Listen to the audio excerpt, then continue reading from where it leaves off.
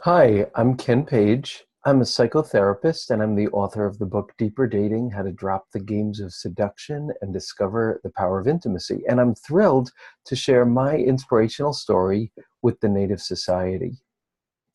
So, what do I do best? Um, I think that what I do best is enter with curiosity and openness into personal growth. I think I'm willing to face painful and difficult things. I'm willing to enter into mystery, question, and unknowingness, and to do it with a sense of adventure. Not all the time, God knows, but often. So, what makes me the best version of myself? I think that's very much about not giving up. And I have so many stories about it. I guess that's like not giving up on my own dreams and not giving up on the people I love and not giving up on my relationships. And what that has translated into is a willingness to struggle through difficulty. And I'll give my relationship with my dad as an example. So, growing up, this gay kid um, in the 50s and the 60s, and my dad, being a gun-toting, motorcycle riding, Holocaust survivor, tough guy, who did not understand my sensitivity because he had to bury that part of himself to stay alive. Um, we didn't have the easiest time together uh, throughout much of my life. And I would have to say that I never gave up. I never gave up on trying to heal our relationship. I never gave up on being a pain in the ass and sharing my needs and saying something's not right here, something's not right here. And my wonderful dad was willing to take that challenge. And it took us decade after decade after decade. My dad passed away almost 2 years ago. And I had been in a relationship with a guy named Greg who he really loved, and one of his last wishes was to see us married. He accepted us fully. He said we fit together like an ass in a pail. We fought over who was who, but my dad couldn't make it to our wedding, and he passed away. And on the day that he passed, we grabbed quick rings and wrote our vows and got a justice of the peace and got married in front of him as he passed. And I never thought this would be a relationship that would become 100% fully, beautifully healed, but it was, and it did. And I'm thankful to him, and I'm thankful to me for not giving up. What are my aspirations? I'd love to learn French. Um, I would love to lose like 15 pounds. Um, I would love to have my meditation develop, and I have been a meditator for decades and decades and decades, and I'm pretty good at it because I've meditated badly for decades and decades, but I would like for my capacity to grow, and I guess that would mean a lot more free time to get to meditate. I want my cooking to improve, and I'm a pretty good cook, but I love cooking. So that's an aspiration. Um, I'm creating a business venture of, my whole focus is helping people find love. And it's a business venture of an online way for people to do that, that really kind of touches and expresses the values that I hold most dear. That's a project and I'm working on it. My biggest success, oh boy, um, my biggest success. Okay, so I was 44 years old, and I went to see Almodovar's movie All About My Mother. Beautiful, amazing movie about his mom. I left the movie, and I said, I'm really feeling something very, very strange, and I don't know what it is. So I went off into a corner and I kind of thought about what was going on, and I realized what it was. I wanted to become a dad. I was a single guy, um, a clinical social worker, nowhere near wealthy, very busy, very single life, but I knew I wanted to become a dad. That hit me. And I went on a journey that took 9 months, interesting. Well, it took a year to finally decide that I was really going to do this, and then 9 months to do it. But I adopted my son as a baby from Cambodia and became a dad. And I would say that that was my greatest success. And I would also say that it led to another success, which is meeting my wonderful, wonderful husband, Greg, and his two amazing daughters, and all of us together becoming a family. I'd say family is my biggest success.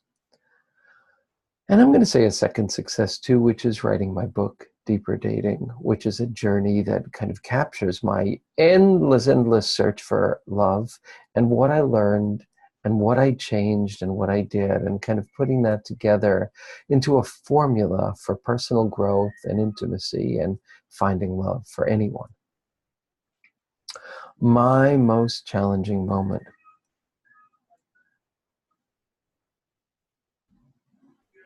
I would say that my most challenging moment is not a moment.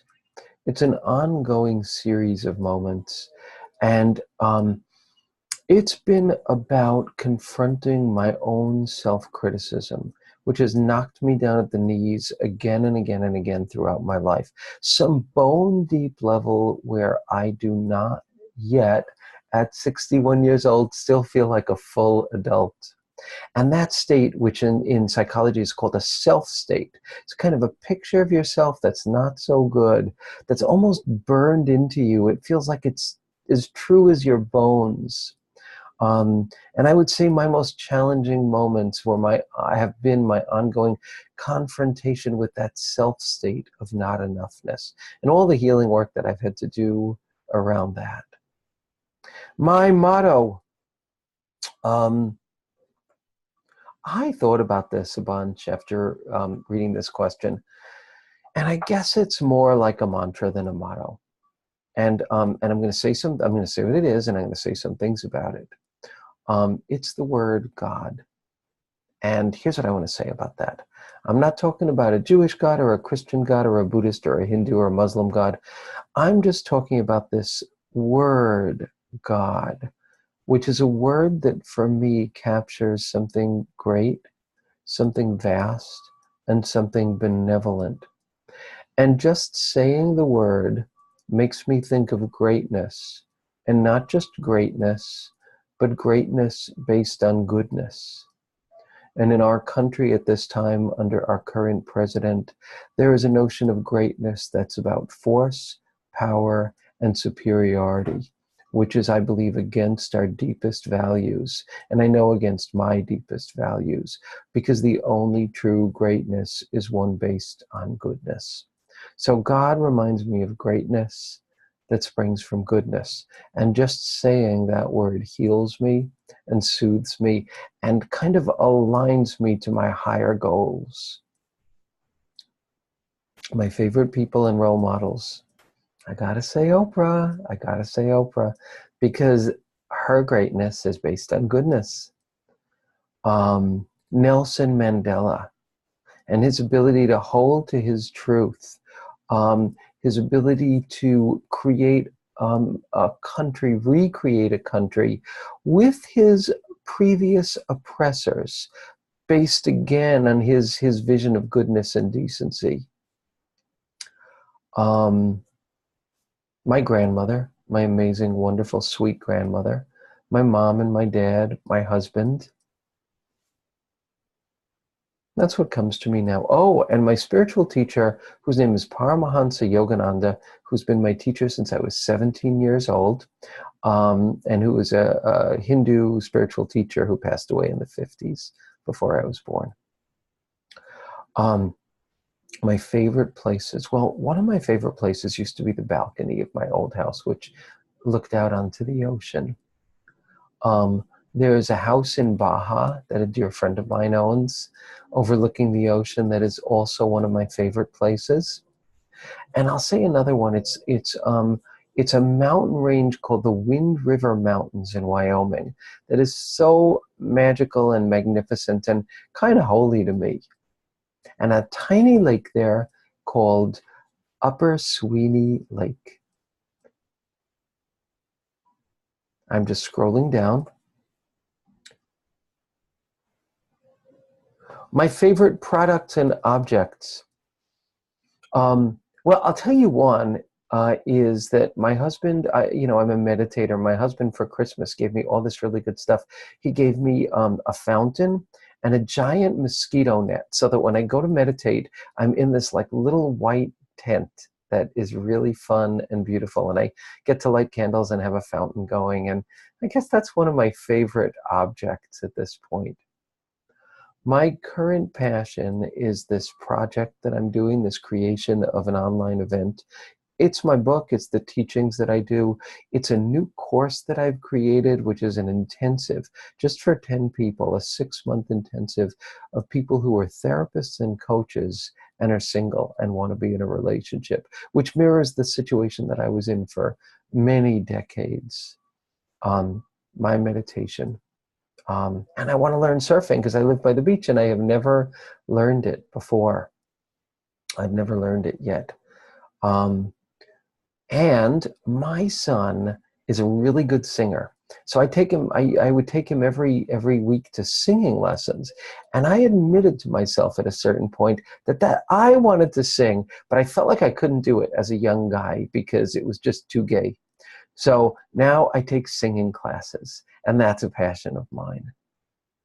So I want to thank the Native Society for allowing me this wonderful opportunity, and I wish everyone luck and blessings on your own journeys, answering each one of these questions in your own life for yourself.